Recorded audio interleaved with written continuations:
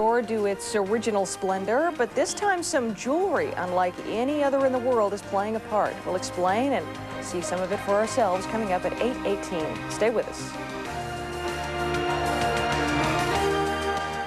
Also coming up, we're going to head out and about to one of Detroit's beautiful theaters. It is in the process of being restored. When we come back, we're going to find out how some jewelry, unlike anything you may have seen before, is playing a part in the restoration. 27. Give me a little history. When was the theater built? Who built it? What is so special about it? Well, the theater was built in 1922, and the architect was C. Howard Crane. He also did Orchestra Hall and the Fox Theater, and it is acoustically perfect. It was built in the Grand Opera style. I'm seeing your breath there. It must be very cold where you are. Oh, are you kind of inside, outside? Well, we're inside, but essentially it's colder inside than outside right now. And Matthew, you're there as well, having designed some jewelry that will be auctioned off. Tell us a little bit about the pieces that you've done. Basically, we were commissioned to design 10 pieces. Half of the pieces are based on the architecture itself. The other half are just inspired by different areas in the architecture. Do you have some of the jewelry pieces with you? Yes, I do. I have all 10 pieces right here. Tell us a little bit about them. Basically, they're all in 18-karat gold, except for the plate, depicting the 10 images, and what basically, for example, this piece here with the snake and the rosette was based on this arch right here, and we took that directly from the image. The arch that you're pointing to there? Yes. Okay, I see the arch. Can we go back to the jewelry for a second now? Absolutely. Just to compare? Sure. This piece right here with the snake and the rosette. Oh, I see. That's one that was just taken directly from the architecture. Whereas a piece like this right here with the garnet and the very floral arrangement was based on the railing that's around the entire theater. Mary, maybe you can give us a little history lesson on the architecture itself, the significance of this particular form. Well, it's Italian Renaissance, and we are restoring it back to that style.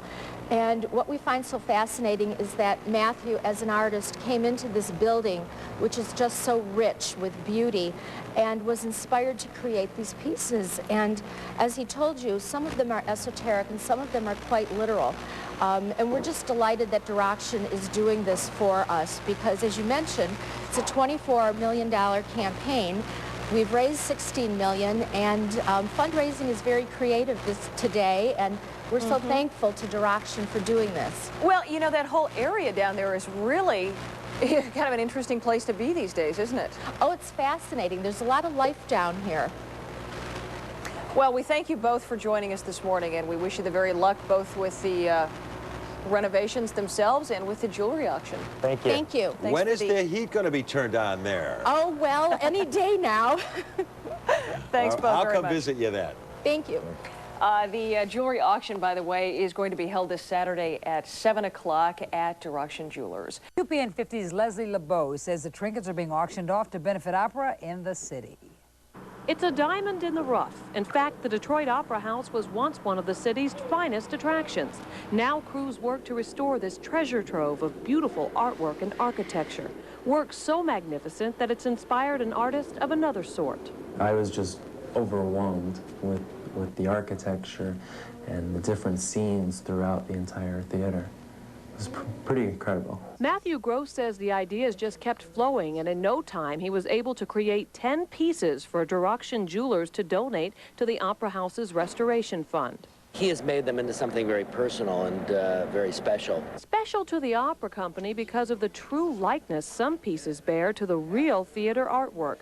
This ceiling panel was the inspiration for a brooch, crafted almost to an exact likeness. Angels in the architecture inspired this necklace. The pieces will all be auctioned off, some starting at $600. Every penny will go to help put the polish on this faded crown jewel. We've already taken in 3 commissions just on the display of the pieces. People are just getting so excited about the thought of it being close to the Opera House. So you can't go in here right now. Hopefully these pieces of jewelry will give you enough of your Opera House fix to tide you over till April, when this is all supposed to be done. You can walk through these doors again and it'll look a whole lot different than it does right now.